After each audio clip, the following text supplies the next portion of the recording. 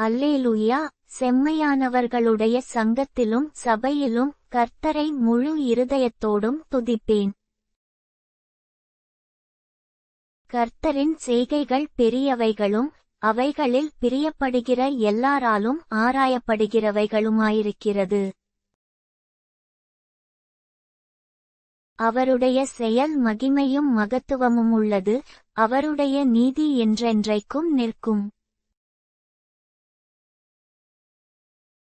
அவர் தம்முடைய அதிசயமான செய்கைகளை நினைவுகூரும்படி செய்தார். கர்த்தர் இரக்கமும் மனவுருக்கமுமுள்ளவர். தமக்கு பயந்தவர்களுக்கு ஆகாரம் கொடுத்தார். தமது உடன்படிக்கையை என்றென்றைக்கும் நினைப்பார்.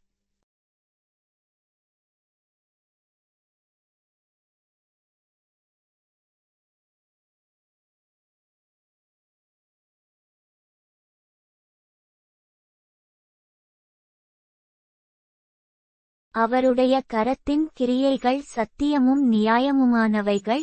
அவருடைய கட்டளைகளெல்லாம் உண்மையானவைகள். அவைகள் என்றென்றைக்குமுள்ள சதாகாலங்களுக்கும் உறுதியானவைகள். அவைகள் உண்மையும் செம்மையுமாய்ச் செய்யப்பட்டவைகள்.